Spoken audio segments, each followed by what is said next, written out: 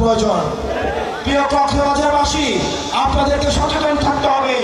আমাদের পরবর্তী বাংলাদেশ বিনির্মাণ করতে হলে আমরা একসাথে লড়াই করতে হবে। ইনকিলাব ইনকিলাব, মুজিববাদ মুজিববাদ। আমরা এই দেশে এখন নতুন কিছু দরকার আছে, বিচার সংস্কারের দরকার আছে। এই মুহূর্তে দরকার বিচার আর সংস্কার, এই মুহূর্তে দরকার বিচার আর সংস্কার। ইনকিলাব ইনকিলাব, হাসিনার দিকেও আমাদের নজর রাখতে হবে।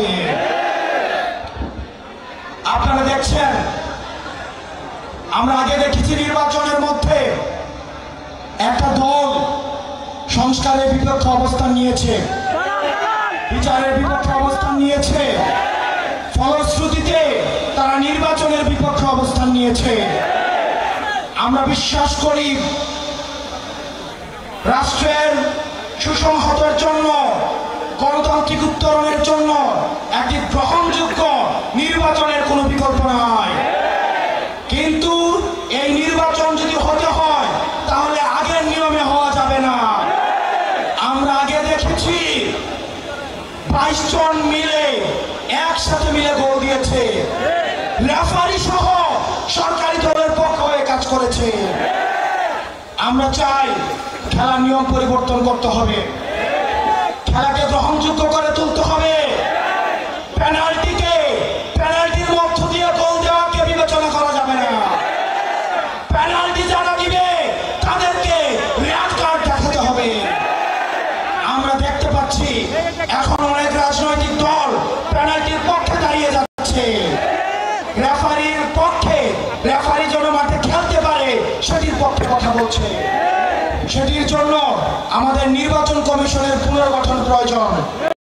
সেটির জন্য আমাদের খেলাকে সবার উপযোগী করে গড়ে তুলতে। আমাদের পরবর্তী বাংলাদেশ হিমালয় থেকে বঙ্গোপসাগর, এবং সেটির জন্য আমাদের গঠনমূলক আমাদের কার্যক্রম অব্যাহত রাখতে হবে।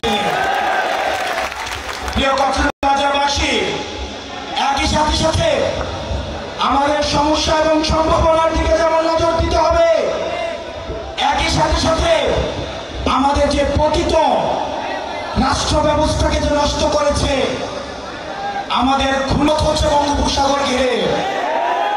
আমাদের পরবর্তী বাংলাদেশকে নিয়ে ভাবতে হলে অবশ্যই বঙ্গোপসাগরকে প্রাধান্য দিয়ে পরবর্তী বাংলাদেশকে ভাবতে হবে।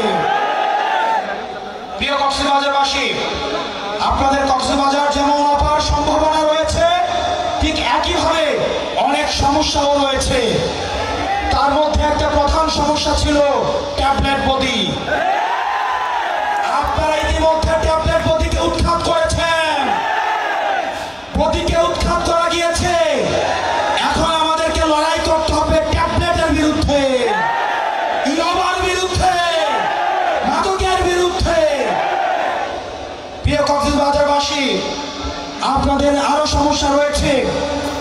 রোহিঙ্গা, নোবেলের লুভে খুনি শেখ হাসিনা বাংলাদেশে রোহিঙ্গাদের তখন আশ্রয় দিয়েছিল।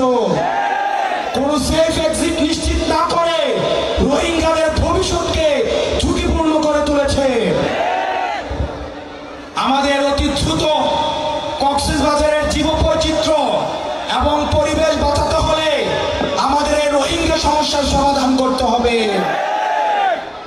পরবর্তী বাংলাদেশের আমাদের এই পর্যটন শিল্পকে আমাদের প্রসার এবং বিকাশের জন্য যে কোনো ধরনের নীতি নির্ধারণের পর্যায়ে কথা বলতে হলে কক্সবাজার মানুষের সাথে কথা বলতে হবে। এখানের মৎস্য চাষীদের, লবণ চাষীদের যে ন্যায্য হিস্সা সেগুলোকে নিশ্চিত করতে হবে। আমাদের ব্লু